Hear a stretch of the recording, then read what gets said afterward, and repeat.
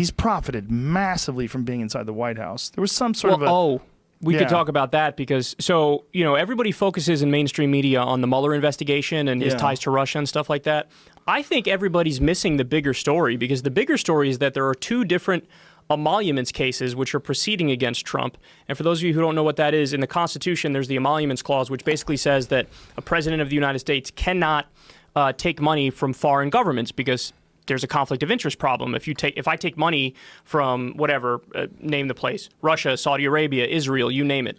If I do that, well, then, of course, you're going to be incentivized to do policy in favor of those countries and not necessarily what's best for the American people. And there are two court cases against Trump that have proceeded in federal court on this. So while everybody's screaming about the Mueller investigation, they're missing the even bigger corruption scandal. I mean, we were talking about Saudi Arabia earlier. The Saudis stayed at Trump's hotel and paid $250,000 or $300,000, and they didn't even frickin' stay there. So why did they do that? They did that because they're trying to make it so that when they give him a call and say, hey, man, what about that $100 billion weapons deal? Trump's like, of course, because he's got more money in his bank account as a result of the Saudis. Right. Similar thing happened with Israel. On the way in, Jared Kushner and some other people in the Trump administration spoke to Israeli officials about how Obama and Kerry on their way out the door were going to say, hey, Israel, stop with the illegal settlements. It was just a little slap on the wrist. It was more symbolic than anything else. But Israel was calling the Trump administration and saying, we want you to try to kill this thing. And, of course, Jared Kushner has taken millions of dollars from Israeli banks, and he has investments over there. So you can't have a president of either party taking money from foreign governments, because then they're going to do those governments' bidding. That's a huge problem, and I don't see anybody talking about that. All I see them talking about is Mueller and, oh, my God, right. Russia, Russia, Russia. Well, he's been the only guy that's ever been president that really has been a substantial businessman. Sure, yeah. To this extent, for sure. Yeah. Or at least that I know of, to be clear. Maybe there's some old maybe school. way before back. I knew, Yeah,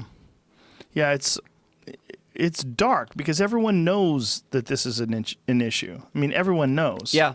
Mm-hmm. And that was one of the issues about Russia, is that he was trying to put hotels in Moscow. He did that with Russia. He did that with Taiwan. It's everywhere. Yeah. He pissed off China early on because, and this was maybe not as big of a deal, but he took a phone call from the head of Taiwan, and China does not want Taiwan recognized as its own thing. Right. And so that caused a huge diplomatic crisis, because then China was like, what are you doing? Don't talk to them as if they're their own independent thing. And come to find out, he was working on a deal to put a hotel in Taiwan. Yeah. Well, what is the deal with Taiwan versus China? I don't know the detailed history of that. Yeah. I just know that China considers Taiwan theirs, and Taiwan says, no, we are our own thing. Right, but that's one of those issues where, like, whose side are we on there?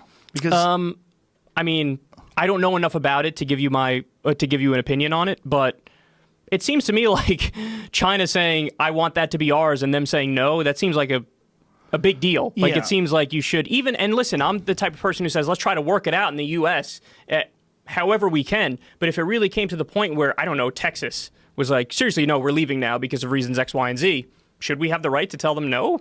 I don't know. Well, I mean, Taiwan was a part of China? Yeah, I think so. Up until... I don't know, dude. Yeah, I don't know either. I try to be, whenever I don't know something, I try to be totally upfront about it. Well, I appreciate that. That part of that story, I remember thinking that this was, people were saying this is unprecedented for the president of the United States to talk to Taiwan. Yeah. When really China's got a giant issue with this. This could cause huge international problems. Yeah, there was a big crisis behind the scenes. I didn't get it, though.